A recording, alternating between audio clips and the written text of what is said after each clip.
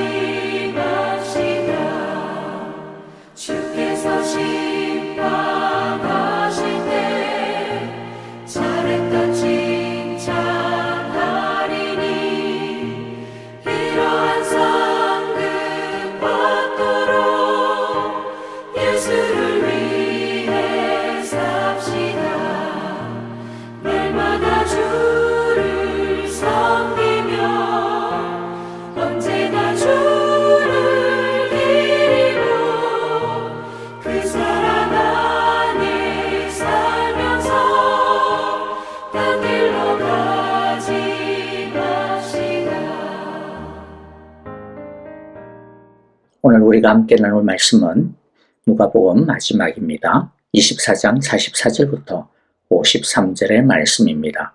우리 같이 한 절씩 읽어보도록 하겠습니다. 예수께서 그들에게 말씀하셨다.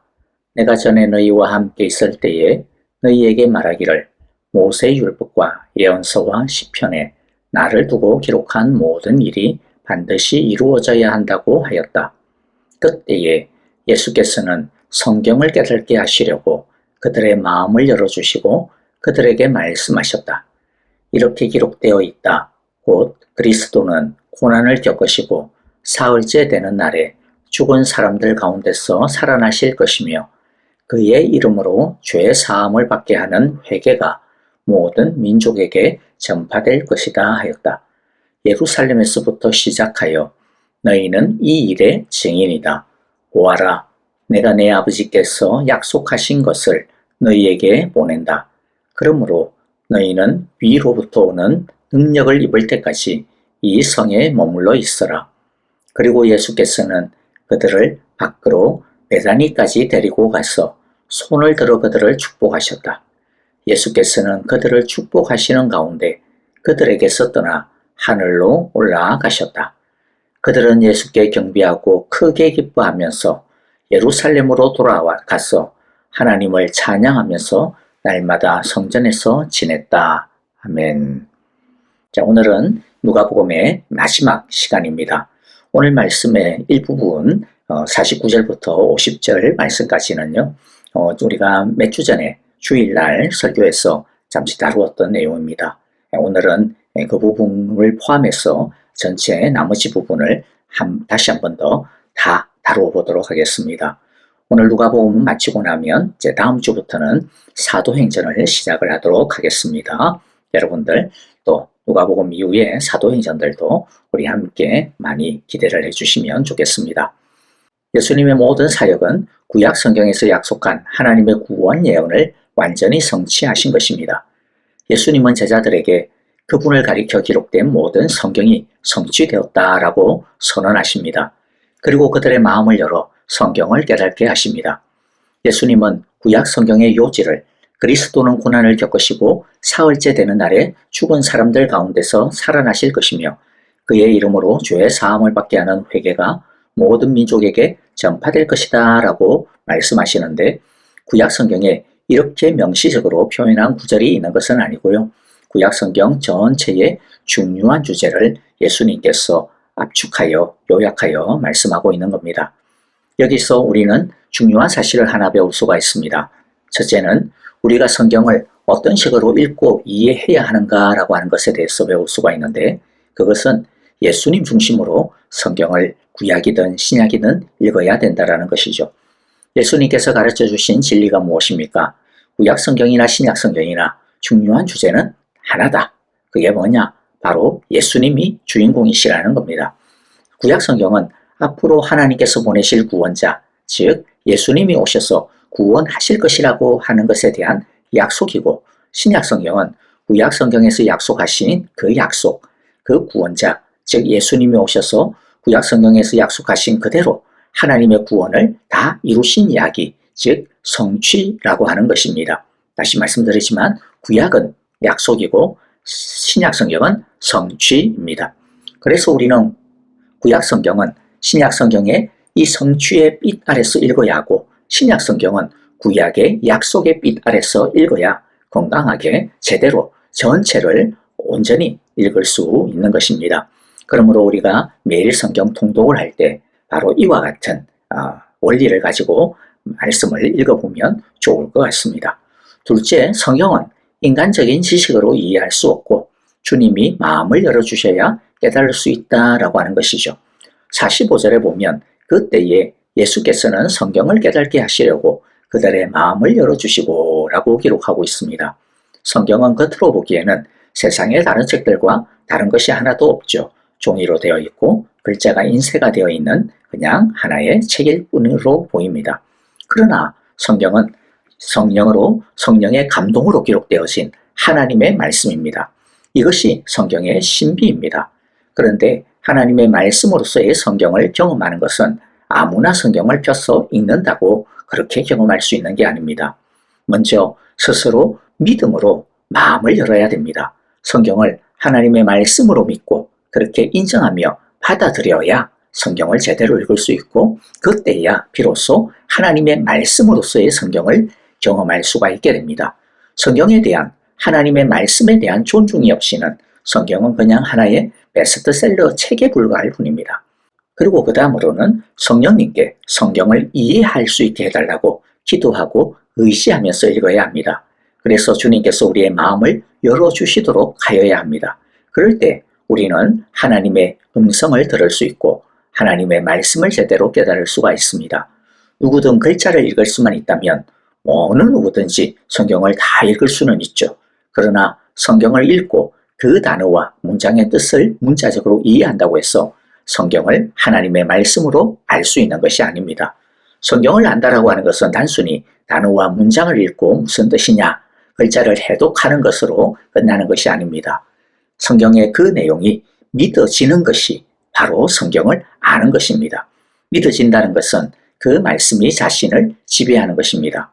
예를 들어 하나님의 말씀에 따라 예수님이 우리의 유일한 구원자요 우리가 전적으로 따라야 하는 왕이시다라고 하는 것이 믿음으로 우리가 믿을 때 비로소 그것이 와닿는 것이죠. 믿어지는 것입니다. 우리를 지배하게 되는 것이고 이게 진짜 하나님의 말씀이구나 라고 그렇게 받아들이게 되어지는 것이죠. 그리고 성령에 의하여서 성경을 하나님의 말씀으로 믿게 되어질 때 하나님의 말씀과 세상의 학문, 예를 들어 과학과 같은 이러한 세상의 학문과의 관계도 정돈이 되기 시작을 합니다. 성경 속에 때로는 과학적이고 합리적인 지식과 불일치하게 생각되어지는 것들이 있죠. 그럴 때 예전에는 이게 분명히 불일치가 있으니까 갈등이 생깁니다. 성경이 틀렸다라고 생각이 되기도 하죠. 그러나 성경이 믿어지게 되어지면 도리어 갈등이 해소가 됩니다. 성경을 배척하지 않게 되기도 하고 또 동시에 이 세상의 지식도 배척하지도 않습니다. 다만 성경을 더 높은 기준에 세우게 됩니다. 세상 학문과 과학과 일치되지 않는 것에 대해서는 성경이 틀린 것이 아니라 하나님의 말씀이 과학과 이 세상 학문을 뛰어넘는 것으로 초월하는 지식으로 이해하게 되는 거죠. 성경이 틀린 것이 아니라 세상 학문과 경험이 하나님의 말씀에 미치지 못하는 것으로 이해하는 것입니다. 우리가 말씀의 일상화, 예배의 일상화의 삶을 살려고 많은 열심을 다하고 있습니다. 말씀이 우리의 일상의 능력이 되려면 눈으로, 머리로 성경을 이해하는 것이 아니라 우리의 마음으로, 우리의 가슴으로, 우리의 영어로 말씀을 알아야 합니다. 그래서 시편에 보면 시인이 얼마나 자주 나의 눈을 열어 주의 기이한 법을 알게 하소서라고 기도드리고 있는지 모릅니다.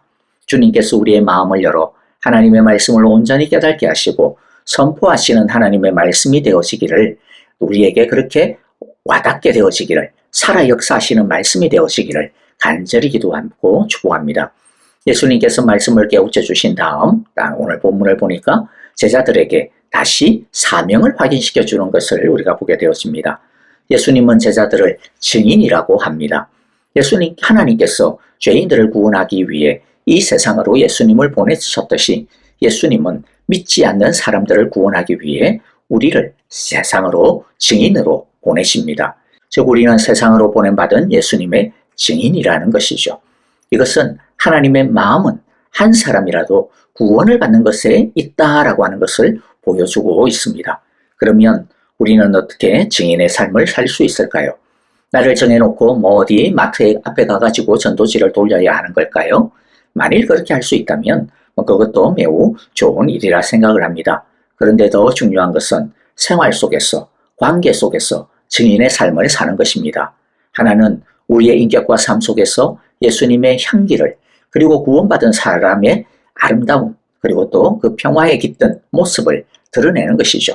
또 하나는 우리가 가진 하나님 나라에 대한 소망에 대해 우리의 입으로 간증하는 것입니다.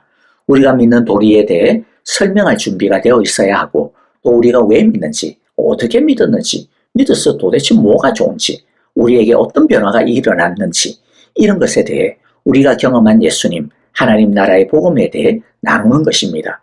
증인이 되는 것은 그냥 우리의 삶 속에서, 우리의 이웃 속에서 하는 것입니다. 바라기는 우리 모두 우리가 만나는 사람들 가운데서 예수님의 향기를 알게 모르게 풍기는 예수님의 증인들로 오늘 하루도 살아갈 수 있게 되어지기를 간절히 기도합니다. 예수님은 증인의 삶을 부탁하면서 나는 내 아버지께서 약속하신 것을 너희에게 보낸다라고 말씀하십니다. 그것은 요엘 선지자를 통해 약속하신 말세에 부어주시기로 하신 성령님을 뜻합니다. 그러면서 너희는 위로부터 오는 능력을 입을 때까지 이 성에 머물러 있으라 라고 당부하십니다. 즉 증인의 삶을 감당하려면 먼저 성령의 능력을 입어야 한다는 것입니다. 증인의 삶은 용기가 있다고, 사람들을 잘 사귀는 어떤 그런 능력이 있다고, 또는 말빨이 좋다고, 또는 아니면 무슨 대담한 체험을 했다고, 성경을 많이 안다고, 또 인품이 아주 좋다고, 사람들이 칭찬한다고, 그런 것으로 되는 것이 아니라는 거죠. 물론 이런 것들이 가치가 없다라는 게 아닙니다. 너무나도 중요합니다. 그런데 그것만으로는 영혼을 변화시킬 수 없다라는 거죠. 죄의 사슬을 끊는 것, 그 영혼이 예수님께로 완전히 돌아오게 하는 것은 우리의 힘이 아니라 성령의 능력이 반드시 함께해야 합니다. 증인의 사명을 온전히 감당하기 위해 우선적으로 필요한 것은 성령 충만입니다. 성령 충만 없이는 사명을 감당할 수가 없습니다. 그런데 다행인 것은 신약 시대의 우리에게, 성도들에게는 성령님이 내주하신다라는 거죠. 이제 우리가 할 일은 그래서 우리 안에 계신 성령님께서 우리에게 능력을 주시기를 기도하는 것입니다. 제자들이 낮에는 예루살렘 성전에서, 밤에는 마가 요한의 다락방에서 성령을 더듬기를 간절히 기도하였던 것처럼 우리는 매일마다 우리 안에 계신 성령님의 인도를 따를 것을 기도해야 합니다. 그리고 그 성령님의 인도하심에 순종해야 됩니다. 그러므로 매일의 예배를 통해 우리가 가장 중요하게 강구해야 되는 것은 바로 매일매일의 성령 충만함입니다. 이 시간 내 힘, 내 지혜로 살려고 하는 것을 버리고 성령의 능력을 의지하며 살겠습니다. 성령님, 나를 통치하여 주소서. 내가 순종하겠습니다. 라고 이렇게 기도하기를 간절히 바랍니다. 예수님은 승천하시기까지 제자들을 끝까지 사랑하시며 축복하십니다. 예수님은 부활하신 후 40일간 제자들과 함께 계셨습니다. 그리고 베단이라고 하는 동네 앞에서 제자들에게 손을 들어 축복하시며 그리고 승천하십니다. 사도행전에서는 감람산에서 승천하셨다라고 기록이 되는데요. 사도행전과 누가복음에서는 베다니 앞에서 승천했다라고 하죠. 자, 이 두 그럼 도대체 이게 어디가 맞는 거야? 여러분 그렇게 헷갈리실 필요가 없습니다. 왜냐하면 베다니라고 하는 이 마을은 감람산 동쪽 경사면에 있는 동네예요. 그러니까 누가복음과 사도행전은 사실 동일한 지역을 어느 관점에서 보느냐? 즉 이 누가복음에서는 베단이라고 하는 동네를 보았고요. 사도행전은 감람산이라고 하는 그 전체 큰 지역적을 본 것이죠. 그 차이가 있을 뿐입니다. 제자들은 승천하시는 예수님을 향해 경배한 후 큰 기쁨으로 예루살렘에 돌아갑니다. 이제 그들에게는 두려움과 의심이 모두 사라졌습니다. 누가는 하나님을 찬양하면서 날마다 성전에서 지냈다라고 하는 말로 복음서를 끝맺습니다. 부활을 제대로 알고 부활하신 예수님을 인격적으로 알고 믿게 되니 이렇게 사람들이 변하게 된 것이죠. 왜냐하면 예수님이 승리하셨다라고 하는 것을 알게 되었기 때문입니다. 그리고 우리가 그 승리에 동참하고 있다라고 하는 것을 확신하였던 것이죠. 제자들은 성전에서 지냈습니다. 성전이 어떤 곳입니까? 예수님을 죽인 자들의 소굴입니다. 그 소굴 한가운데로 제자들이 들어갔다라는 거죠. 우리가 부활의 주님을 제대로 믿으면 이처럼 우리를 두렵게 하는 문제와 상황이 그 어떤 것이든 그 아가리 안으로 들어갈 수 있는 용기를 가지게 됩니다. 왜냐하면 우리는 죽음조차도 이기신 예수님의 품 안에 있다라고 하는 것을 확신하기 때문이죠. 예수님을 부활케 하신 성령님의 능력이 우리를 보호하고 있다라고 하는 것을 확신하고 있기 때문입니다. 이제 사순절을 넘어 오순절, 이제 그리고 또 오순절을 넘어서 일상의 삶 속에서 말씀의 일상화, 예배의 일상화 속에서 부활하신 예수님을 만나는 은혜를 경험할 수 있는 우리 모두가 되어지기를 바랍니다. 성령을 경험하는 우리 모두가 되어지기를 바랍니다. 성령의 충만함에 압도되는 은혜와 그 승리, 그 영광이 날마다 예배하는 우리 가운데 풍성하게 임하게 되어지기를 간절히 기도하고 축복합니다. 이제 말씀을 붙들고 함께 기도하기를 원합니다. 오늘 말씀들 마음 가운데 새기면서 우리 함께 기도하기를 원하고요. 그리고 또 내일 주일이죠. 많은 성도님들께서 출타 중에 계시지만은 우리 어디에 있던 시간에 하나님의 은혜와 항상 함께 하시기를 우리가 기도하기를 원하고요. 또 함께 모여 기도하는 예배하는 우리 예배 가운데서도 우리 하나님의 놀라운 영광이 성령의 충만하심이 기름 붓듯이 부어주시기를 우리 기도합시다. 도미니카 단기 선교팀을 위하여서 기도하기를 바라고요. 그리고 또 우리 형제자매님들을 위하여 기도할 때 특별히 아프신 성도님들 김정숙 권사님 그리고 지수영 집사님의 회복을 위하여 그리고 한국에서 뇌 동맥류 수술을 받고 난 다음 회복 중에 있는 우리 전정자 집사님의 온전한 치유를 위하여 여러분들 기도해 주시고 그리고 우리 김태수 집사님 부러진 어깨 쇄골뼈 빨리 수술할 수 있도록 여러분들 기도해 주시기를 바랍니다. 선교사님들을 위하여서 기도해 주시고 그리고 중동 땅에서 또 번지고 있는 이 전쟁의 소용돌이 가운데 주여 평화를 주시고 이 세상을 붙들어 주소서라고 우리 기도합시다. 다 함께 찬양하며 기도하겠습니다.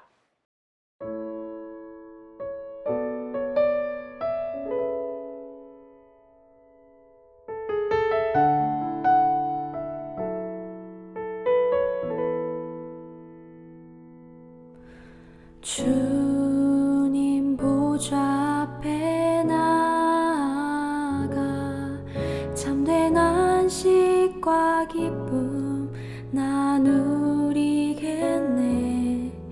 경배하며 주의 얼굴 구할 때 신실하신 주님 신실하신 하나님 내 신실한 나의 주 신실하신 주 나의 신실한 주 나의 주 하나님은 신실하신 주님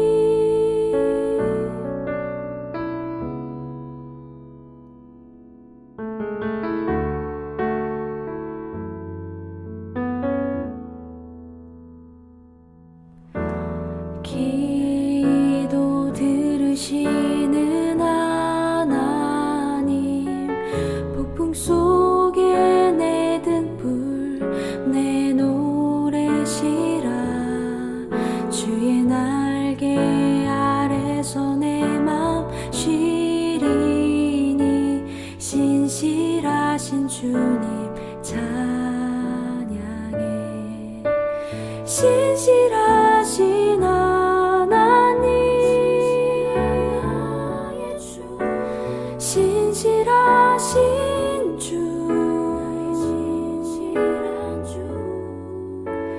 나의 주 하나님은 신실하신 주님 신실하신 하나님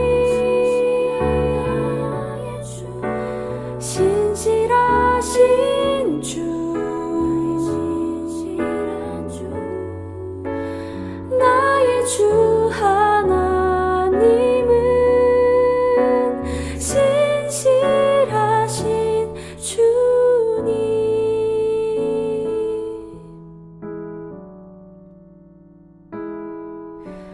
평화 내려주신 하나님 나로 고통받는 자를 위로하게 하소서 나의 평생의 주의 사랑을 전하리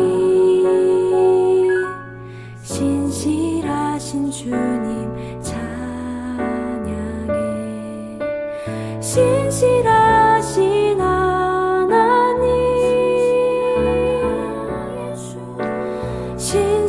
신실하신 주 나의 주 하나님은 신실하신 주님 신실하신 하나님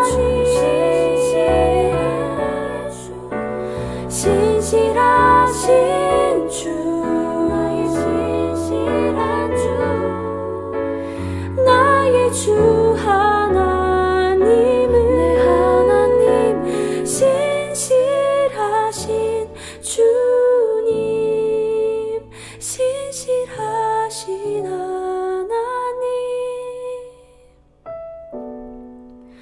신실하신 주 나의 주 하나님은 신실